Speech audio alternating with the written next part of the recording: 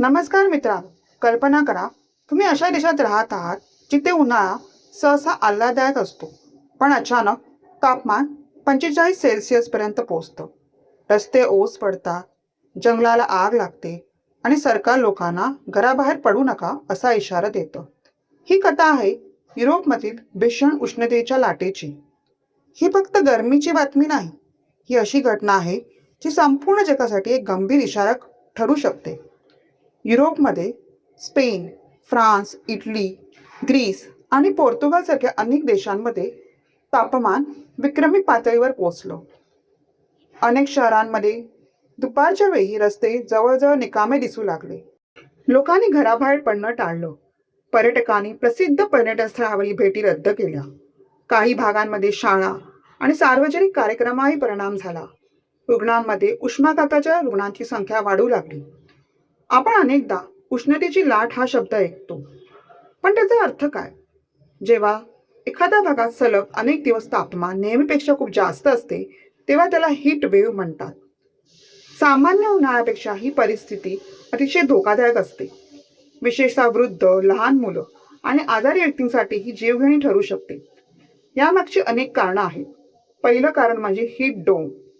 यामध्ये वातावरणातील उच्च दाबामुळे गरम हवा एका भागात अडकून राहते. ही गरम हवा वर जाऊ शकत नाही आणि थंड हवा हे आत येऊ शकत नाही. परिणामी दिवसेंदिवस तापमान वाढत जातं. दुसरं कारण म्हणजे सहारा वाऱ्यांतून येणारे अतिशय गरम आणि कोरडे वारे. हे वारे भूमध्य समुद्र ओलांडून दक्षिण युरोपपर्यंत पोहोचतात आणि तापमान आणखी वाढवतात. शास्त्रज्ञांच्या मते जागतिक हवामान बदलामुळे अशा उष्णतेच्या लाटा अधिक वारंवार आणि अधिक तीव्र होत आहेत. पृथ्वीचं सरासरी तापमान वाढत असल्यामुळे अनेक भागांमध्ये पूर्वीपेक्षा जास्त उष्णता अनुभवायला मिळत आहे. युरोपमधील अलीकडच्या घटना हे त्याचं एक मोठं उदाहरण मानलं जात आहे. उष्णतेमुळे तापमान वाढतं, पण सर्वात मोठा परिणाम जंगलावर होतो. जेव्हा अनेक आठवडे पाऊस पडत नाही तेव्हा झाडं, गवत आणि जमिनीवरील पालापाचोळा पूर्णपणे कोरडा होतो. अशा परिस्थितीत अगदी छोटी ठिणगीही मोठ्या आगीत बदलू शकते. कधी विजेच्या कडकडाटामुळे, कधी मानवी निष्काळजीपणामुळे तर कधी तीव्र उष्णतेमुळे आग वेगाने पसरते. ग्रीस, स्पेन आणि पोर्तुगालमध्ये अशा आगीने हजारो हेक्टर जंगल जळून खाक झालं. धुराचे मोठे ढग अनेक किलोमीटरपर्यंत पसरले. हजारो नागरिकांनी सुरक्षित ठिकाणी हलवावं लागलं. अनेक वन्य प्राणी या आगीत अडकले. अग्निशामक दलाने दिवस रात्र मेहनत केली, पण उष्ण वाऱ्यामुळे आग वारंवार भडकत राहिली. अत्यंत उष्ण हवामानाचा सर्वात जास्त धोका वृद्ध व्यक्ती, लहान मुलं आणि आधीपासून आजारी असलेल्या लोकांना असतो.